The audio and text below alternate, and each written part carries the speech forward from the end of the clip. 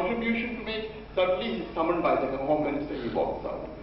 So I would also urge Dr. Farook Abdullah, in my own humble way, since I know how the government mechanism functions, maybe he should set up a think tank organization, not merely to solve the problem of terrorism, which is still not being eradicated in Kashmir, but to give him various options, a mechanism that thinks and suggests options, and he too should find the time to think and discuss and solve problems, instead of taking ad hoc decisions, which is the bane of our country. I would not like to say more, except that the last point is, terrorism is basically a doomed kind of process. It rarely succeeds without foreign support. Most countries of the world you find terrorism does not succeed. If it has succeeded in Afghanistan, it was on account of massive American and Pakistani support. In India also, terrorism would not have taken such awesome forms as it has done in Punjab or Kashmir or the Northeast without foreign aid. Of late, there are signs that Pakistan has reduced its involvement in terrorism, maybe on account of global pressure, for whatever reason. But I think that is another point that will need to be addressed by the Chief Minister on how we can reduce or eliminate the external involvement in terrorism. That will definitely bring it down in the country. I would not like to take more of your time, but I would like to also join everyone else in the country, in this audience, in wishing Dr. Abdullah the very best and wish him lots of success in his endeavors. Thank you. Thank you, Karan ji. Now I will request General S. Paul, former Chief of Army Staff, to say a few words.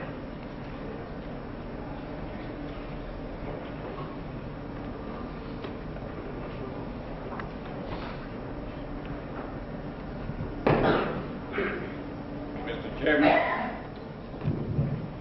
ladies and gentlemen, firstly let me correct the introduction. I was never the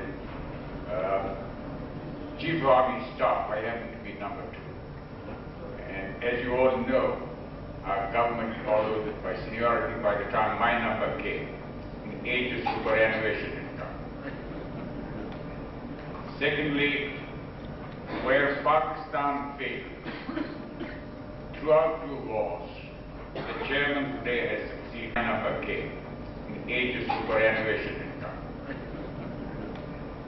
Secondly, whereas Pakistan failed throughout 2 wars, the chairman today has succeeded. During those 2 wars, I'm talking of 65 and 71, I had the privilege of being in the forwardmost line from the first day to the last day every second. But I was never surprised. Today, the chairman here has succeeded in surprising me. I wasn't expected to be called here to speak. However, I am grateful for the simple reason that I'd like to take only 2 minutes. You've heard many speakers, so I don't want to take the valuable time both of the people on the dais and everybody here. I just want to make, firstly, my congratulations to the Chief Minister on his glorious victory, and particularly having come at this juncture where Kashmir has gone through a very bad period since late '89. Ladies and gentlemen, I was born in Srinagar, not in Baramulla as Ambassador Cole was, but Srinagar happened to be the capital of Kashmir, and I was brought over there. After that, also throughout my 40 years with the Army, I've had occasion to serve there a number of times in the state, and I think I know the people a little bit. Throughout these 7 or 8 years, I was never despondent. I was optimistic. I knew I was confident that the tide would turn. I wish it had turned earlier. Unfortunately, the lack of policy, most of the time on part of the central government, did not let that happen. Otherwise, I am sure, within 2 years of its start, the whole thing would have been solved. Well, that's past. Let's forget the past. As you might all remember, in 47, when partition took place, Kashmir was the only place where the madness that hit various parts of India and Pakistan, particularly Punjab, Bengal, and various other places. Kashmir was totally untouched by that madness, communal hatred. It was a beacon on this subcontinent.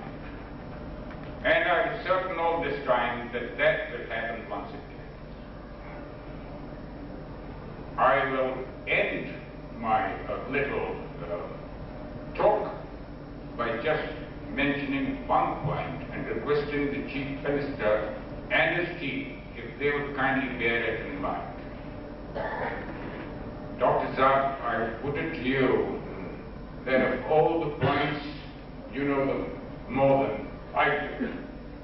Various people have suggested you various things, which I'm sure you will listen and follow some. But may I suggest to you that what Kashmir needs today is really the psychological reconstruction in the minds of Kashmiris, of all communities, Hindus, Muslims, Christians, Sikhs. What they have undergone in the last 7 years has built a certain type of mental attitude which needs to be reconstructed. I'm talking particularly of the children and the youth of Kashmir, and I think this is a major task. I wish you all success, and I assure you that we will always be with you, and whatever support is required will be there, not only from us Kashmiris, but from the whole of India. God bless you and give you all the success in your endeavors in the state. Thank you. Thank you for correcting me. Sorry for the mistake. Now I will request Professor Yogendra Alagh, Honorable Minister for Planning, Programming, Implementation, and Science and Technology to make his speech. Chairman of this function, the Election Commissioner, Mr. Krishnamurthy, Mr. Aggarwala, Chief Minister, Dr. Abdullah, Dr. Karan Singh, Minister Ajit Singh, Mr. Kaul, Mr. Vijay Karan, ladies and gentlemen. I thank the organizers of this very well organized occasion in giving me the privilege of associating myself with it. In felicitating you, sir, we felicitate ourselves. You are truly, at this time, at the heart of what I would call the civilizational dreams of this subcontinent. The dreams of our society, which has always been a very tolerant and a society of diversity. I don't know, it is for people like Dr. Karan Singh, who's a philosopher, but in whatever little travel I've done as an economist, and I've had the occasion of going at least to about 100 districts of this country, but the diversity of our cultures particularly comes out in the hill and the border areas of our country. It is the Sufi saints of India, the Prince Avalokiteshvara, with whom are there the great monasteries in Ladakh or in Dharmashala. So whether it is the best of Islam in India, Buddhism, Hindu culture of the Ahoms and in Meghalaya or the Sikhs. It is this diversity which I think makes this country what it is, and for it to flourish is extremely important, and therefore I am very happy that at least the United Front government talks about autonomy to the people of Kashmir. Sir, there is a book of the Songs of the Saints of India which has been written by an American author, and it brings out that how in the great religions of India over 600 years in the Bhakti period,